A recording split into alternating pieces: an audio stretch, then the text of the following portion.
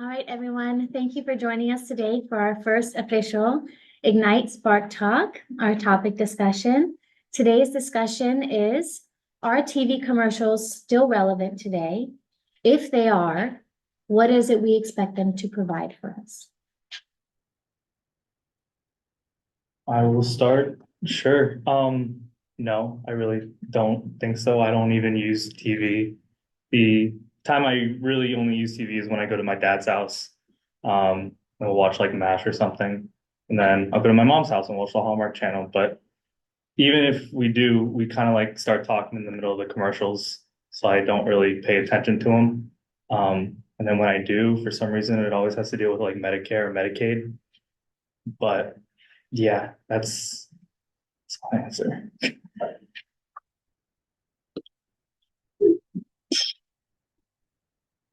I agree with Josh.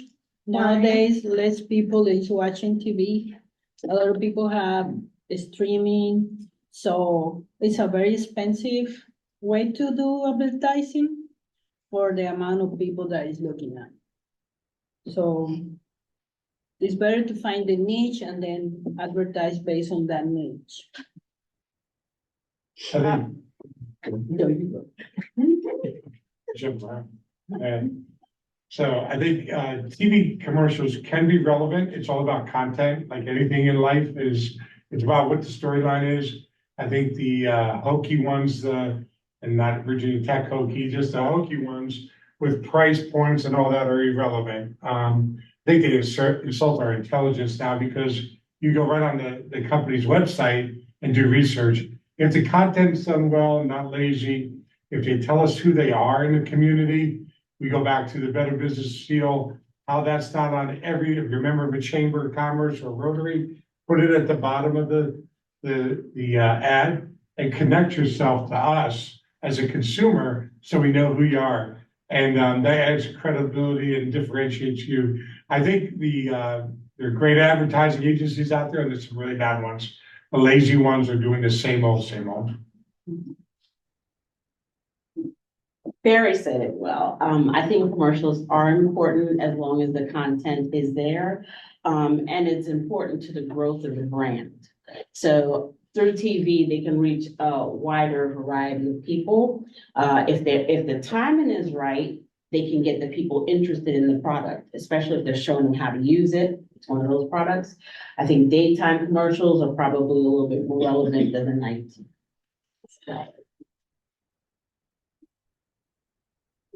TV to me is good in some situations. I believe TV can be effective if you hear the repetition and you get that image in your mind. Of course, as we all know, we hear commercials over and over. So repetition is an issue that I think is important.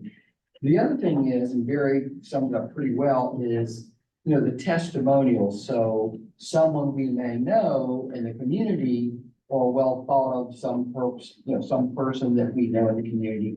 I think it brings things together. Oh, so-and-so has recognized that this is a good product or service. I think it would be something I would be interested in. So the trust, just like BBB, would be a connecting issue. Okay, I think yes, commercials are relevant, because, the commercials do show, let me take this for example, a lot of medication on commercial TV. So they are out there, they're giving you a little bit of information about the medicine that you're taking. They do give you the side effects, so it gives you the opportunity to decide, when you go to the doctor, yes, I prefer to take this medicine, or no, I don't want to take this medicine. You get to hear the side effects about it. So that's a good commercial. And sometimes, you got commercials who have catchy tunes that would make you go listen to that commercial over and over and over again. I'll give example of the Final Four, and they doing Ease on Road. That song, that they had, my niece and nephew loved it and had to Google it, and then they was singing it. So, it makes you wanna, you looked at the commercial and and when the commercial came on, they want to hear the song. I wanted to click it, but they wanted to hear the song, even though they didn't before, but anyway, but it's a catchy tune. So yes.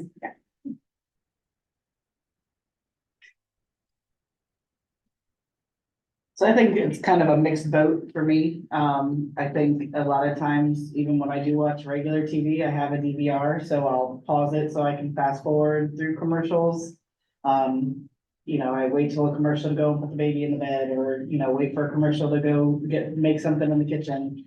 But like Debbie said, those jingles or those tunes, even my 11-month-old will whip his head when, Joel Bieber comes on. So those songs are catchy, those tunes, those jingles, they do stick in your head, and that can make it to where sometime where you wouldn't necessarily think of a company, that pitch will catch you. So, but as far as the main bulk of it, no, there's so many opportunities to get around commercials nowadays that people take with streaming, like Olga said, and then, DVR, all that stuff. Yeah, I agree. TV commercials, everything has evolved. They used to be the cachet in branding and marketing. You still get brand recognition. People sort of understand what your brand does and where you go. I think today you have to have a whole marketing campaign, digital and all of that to support your TV advertising. There are select events, Final Four, Super Bowl. Look at the Super Bowl. They have hundreds of people analyzing the commercials. They get an increased audience just to watch the commercials on the Super Bowl. There. It just sort of gives you a credibility, and it gives you reach, and it helps support your brand. Your challenge as a marketer is, as everyone in the room is saying, people now go to streaming services. There's no commercials, or they DVR and there's no commercials. So that's why I always say it should be part of a whole comprehensive plan. Perfect. My follow-up question for you all is, what's the last successful commercial you saw? What made it successful to you? What are some techniques they used? And no, the Super Bowl does not count. That's already a given audience, one that was actually successful on its own. I think during the Final Four, the girls' basketball, I think those were pretty interesting for me.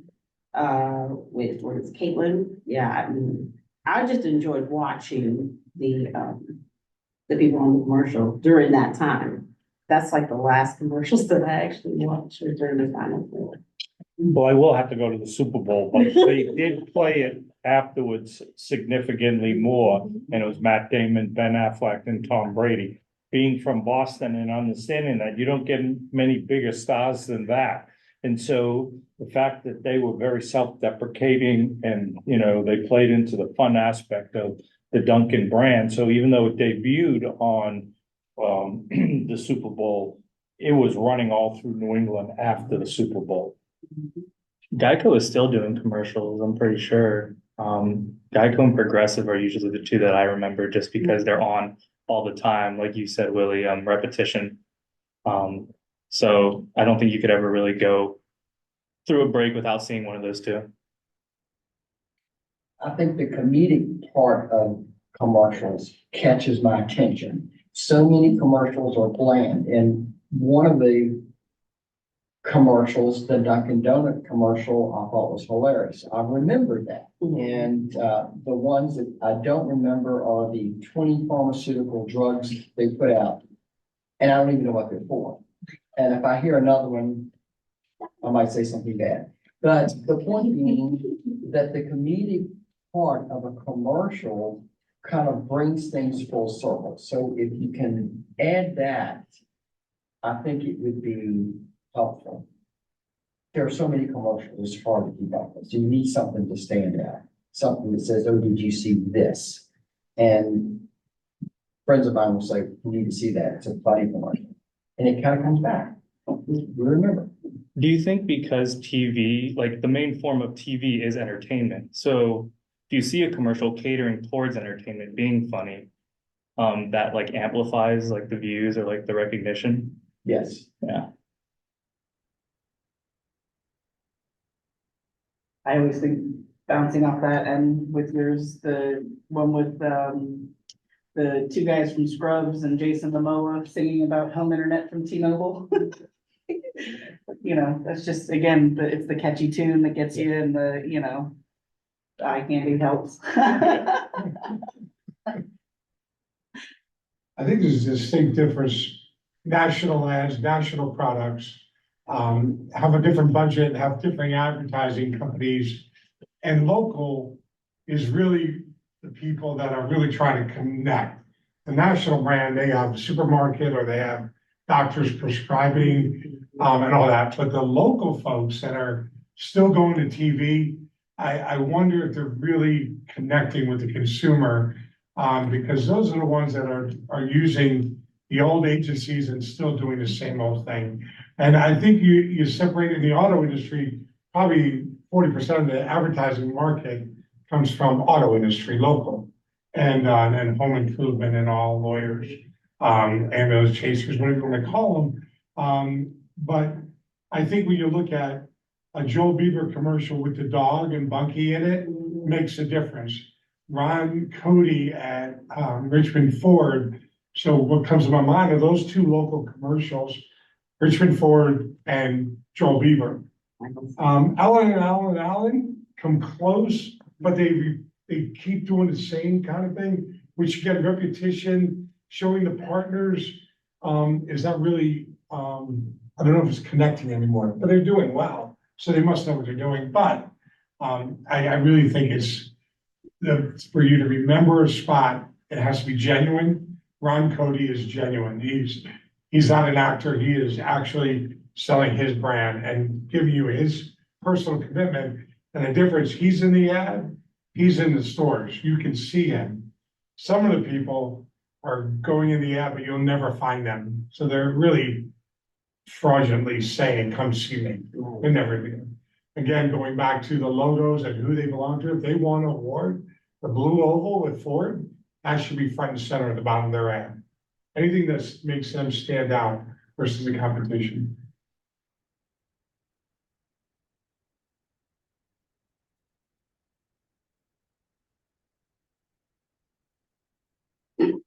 You all know I love silence. All right, I'll cut you some slack this time. How should these companies budget in TV commercial marketing? And to follow up with that, how is it comparing to regular advertising channels? I'll start off with that because I used to spend $1 million a year in the auto industry, and now I'm here, and now I know our products at BBB, things that I was shown when I was at the car dealership level, being an accredited business, but I never listened, because we do everything. There are some things that Jen and I just heard pitch today, $24,000 for an entire year will get a local company noticed more, and probably 20 times that amount of money on local TV. So there's so many things because it's SEO, it's top of mind, top of brand awareness popping up for Google search and stuff, but not in Google where it's crowded and expensive, at BBB where it's less expensive because we're a nonprofit and we don't sell data. So people are coming here through our site and are being held close to the vest. We're not sharing the info. Where the other companies, they sell data. I think your advertising budget is obviously gonna depend on, are you trying to do national campaign? Are you trying to use a big time agency, or are you gonna be on the local, Xfinity can get you on a Richmond market and this other market.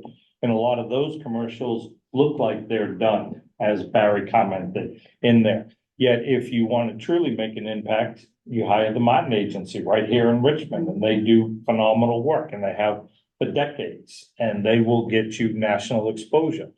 The question is, how much you're gonna have in your budget to do that, because it'll cost you millions.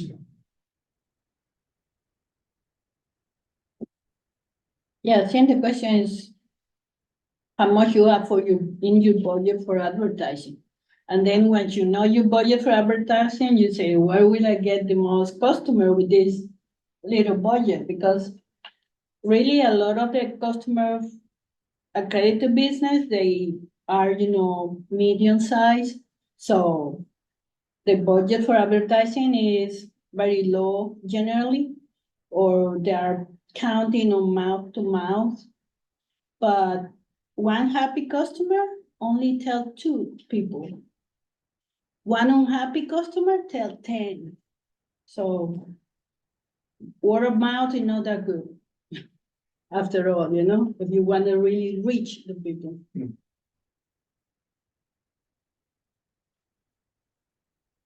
Well, I was talking to a wedding vendor who I was trying to get to become pregnant. And she stated that the lady had been going to the wedding events, trying to get people to perform, get her weddings at her venue. As I explained to her, $5.50 for advertisement, small little fee compared to she keeps going to these events. They gotta learn how to trust her first to know whether they don't have events there. So I tried to tell her, you join, start to trust. People are gonna look at you and join, then you can go in and you can join, you go to those events and get people to come to your vendor to have weddings. But they gotta learn because people get ripped off so many, so you gotta learn, you gotta put that trust on there. So, she doesn't wanna do it. She wants to keep going to this name, but she won't do it. So I'm calling back. But I'm just, letting you know, that was a small amount of fee compared to you keep going to these wedding things, just to try to get people to have a wedding.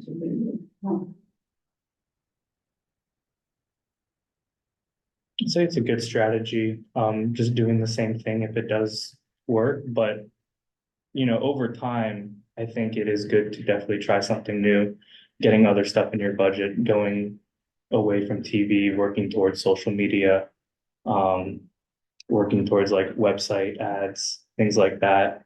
But I like that, just seeing over time, letting them know is like, you'll probably keep it churning, but not as well as it could be. There are better ways. And I think it's also just the fear of also trying something new.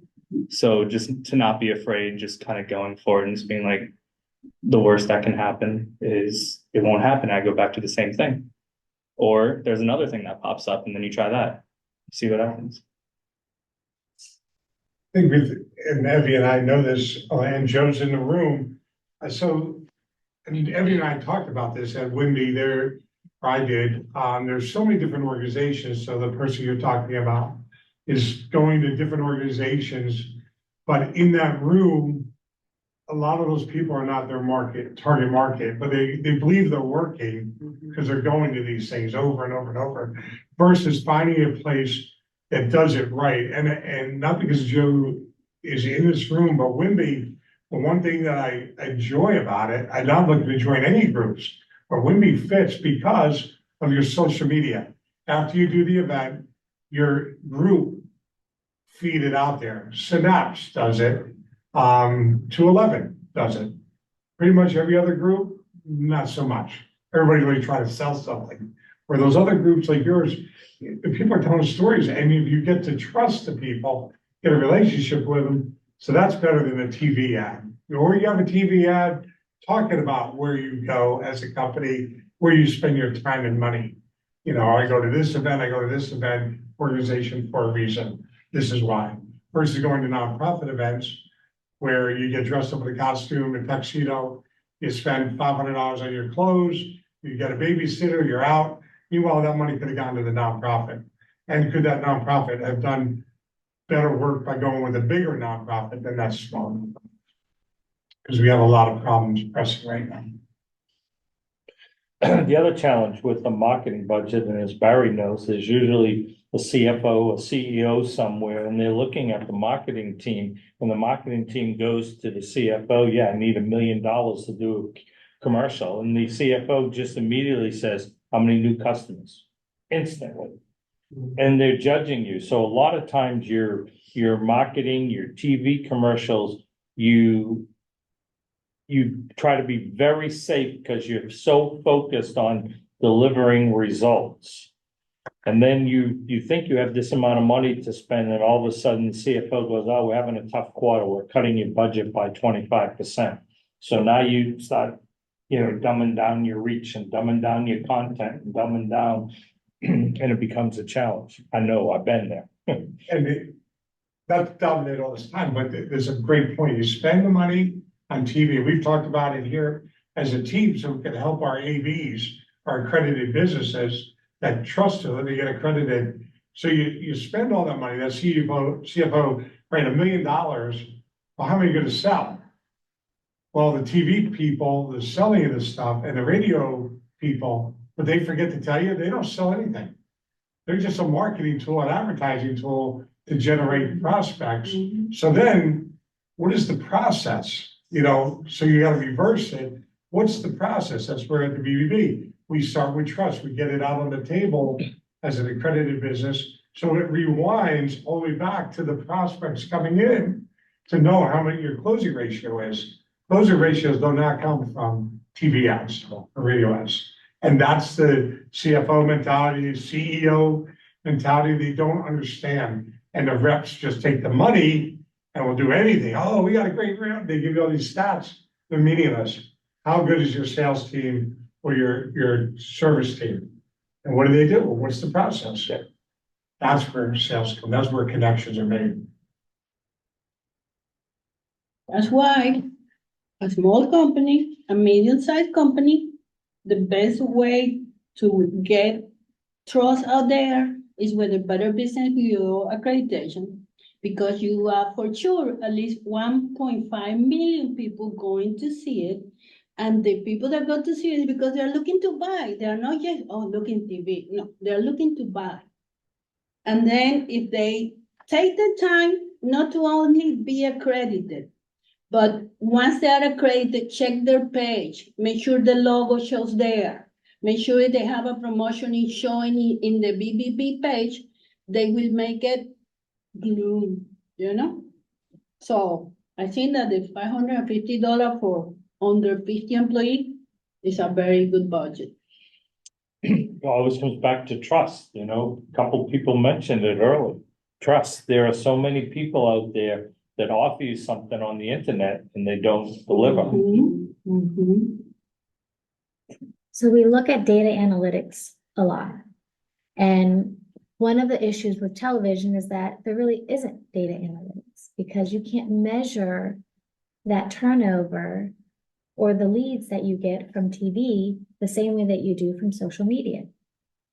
So why wouldn't a company nowadays, instead of creating a television ad and buying space on TV here, they support a local influencer who has a YouTube channel or posts on Instagram and TikTok where they put TV ads now?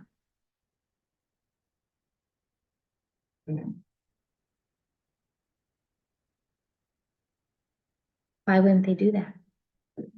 Well, some of them are old and they are not up to date. That's how the people are seeing the new market. And even old people are, well, I'm talking about my sister, she's older than me.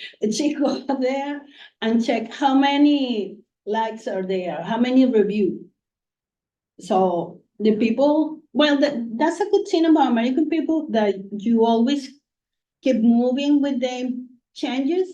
So a lot of people are changing, but some owners that are at the top are not familiar with that. And the young generation haven't explained it to them well. So that's why they don't put the budget. They just need social media needs a way to connect with older fellows so they know that's the way to go. So how do we connect with an older audience in social media?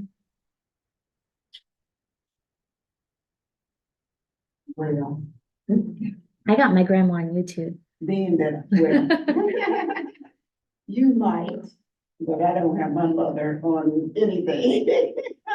she won't nothing, she won't do a little bit of, but as far as, texting and stuff, but as far as he can't get her to go online, pay a bill. I mean, unless she say, can you do it? But she's not gonna do it.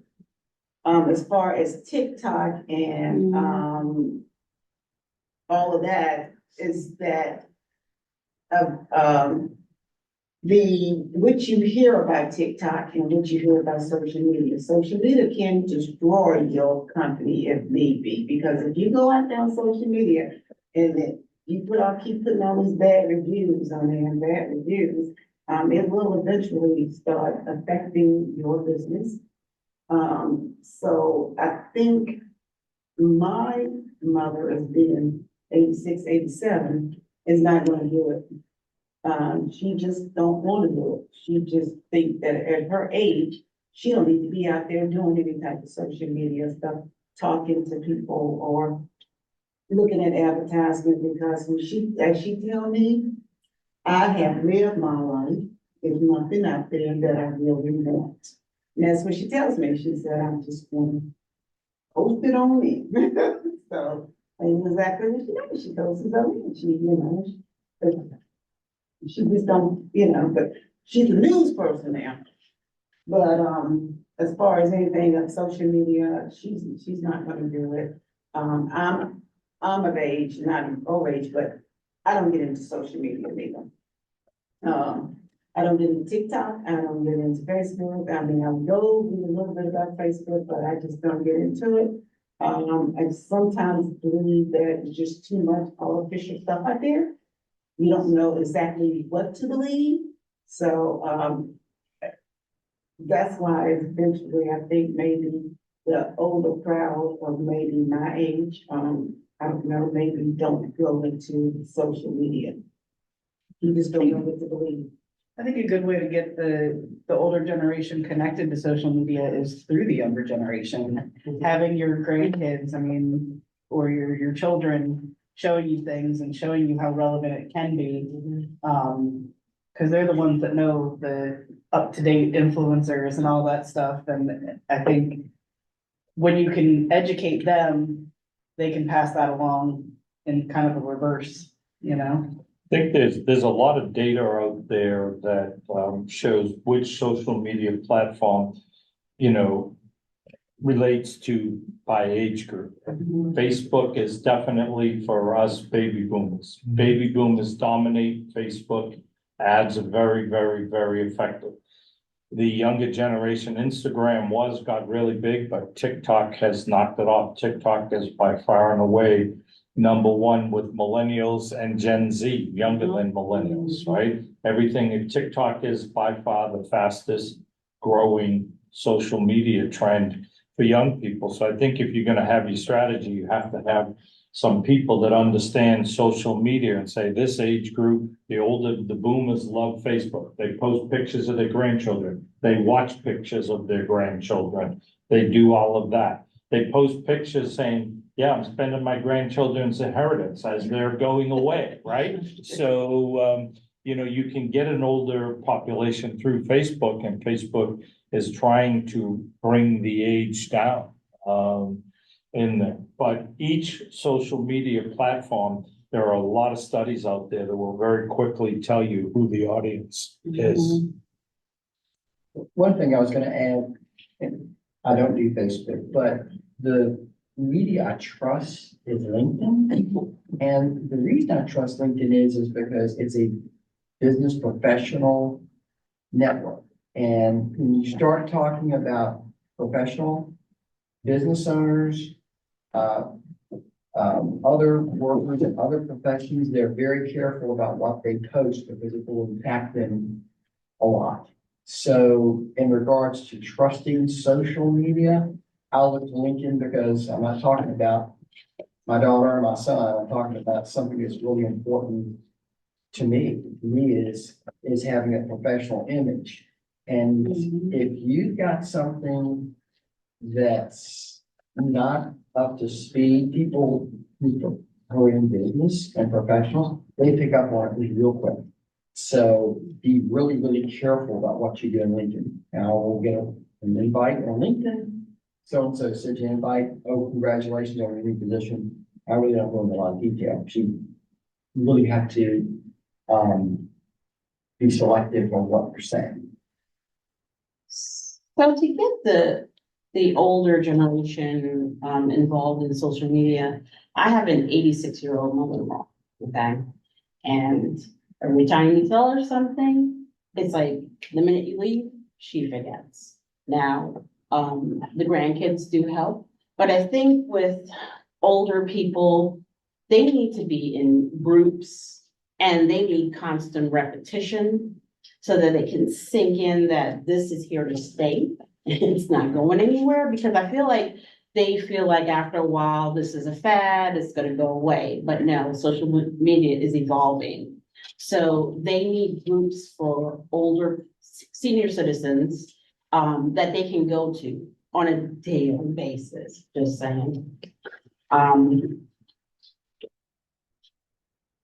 just don't see them sticking with it if it's not something that they were accustomed to begin with.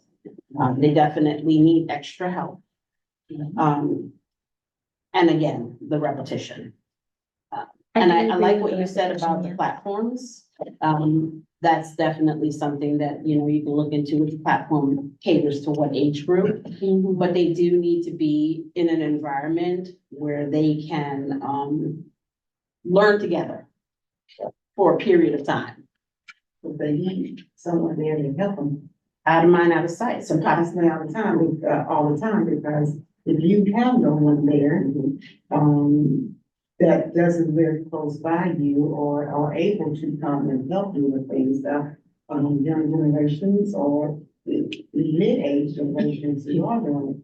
But as far as I see, whenever I'm dealing with anyone who is at an elder stage,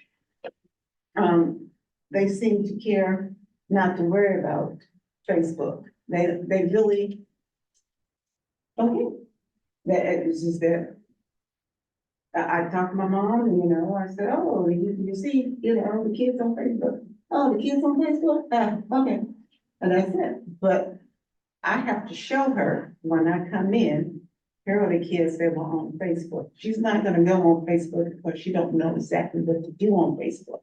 Facebook, you can go into something else and click on something, you got it on this and you got it on that. She really doesn't know unless someone goes in and show her how to do it on Facebook. So it is a certain age that we talk in, because as you get older, your mobility and brain cells are not clicking as fast as they used to do.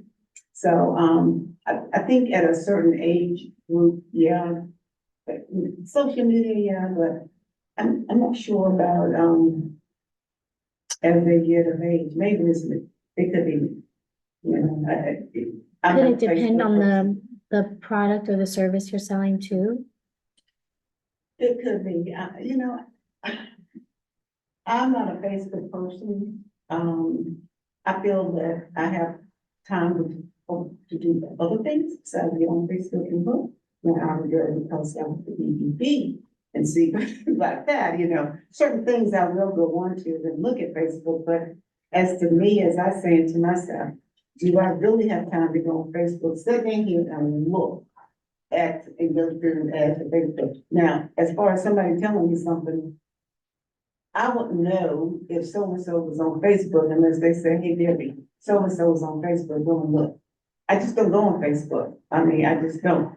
However, I would sit down there and you was talking about commercial. Now, I might sit down and look at a commercial, just got a catchy tune to it, just because I want to hear the catchy tune. But I don't know. I mean, it's just my generation, I guess, my age, which I'm in 60, so, I just don't know. Mr. Moore, he likes to go, he likes to go, he is 60.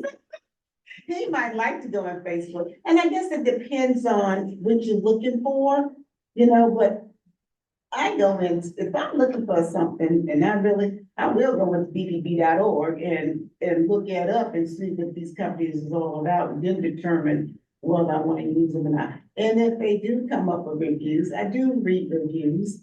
I kind of want to judge, because some people would leave a review and say, my box came torn. Okay, and then we're gonna do with the product. So that's a review I would knock out, or, a review that, so one might say, I got it, and I open up the box and a piece was missing. Well, that got something to do with the review. How many times somebody's opened up a box and this piece is missing? Those things are, I do look at a little bit to determine whether I'm going to use that, company or not. But yeah, but I'm that person, I just don't go on social media. That's just not my thing. I think it's been a great conversation. Thank you. I mean, we're gonna post it up on our Facebook page and LinkedIn And you to too. share it, and our followers, and I just want to say this, so you could wrap it up, but our followers now can be anywhere in the country, anywhere in the world. This podcast can go out, if you want to call it a podcast or conversation with the video. We're gonna post it on YouTube. So I think we're gonna have a bigger reach, and I hope people take the time to respond in comments. Tell us what you think. If you're in Kansas City and you see this, tell us what you think about TV advertising. We're gonna have a lot of topics coming up. I'll let you wrap it up. All right, everyone. Thank you for joining us today and everyone for participating in the conversation. Make sure to follow us on Ignite Spark by BBB Central Virginia on Facebook and Instagram, and follow BBB Serving Central Virginia on YouTube, where I'll post the full video, and of course, our Spotify BBB Sharing, where you can hear the audio recording of the session. Thank you.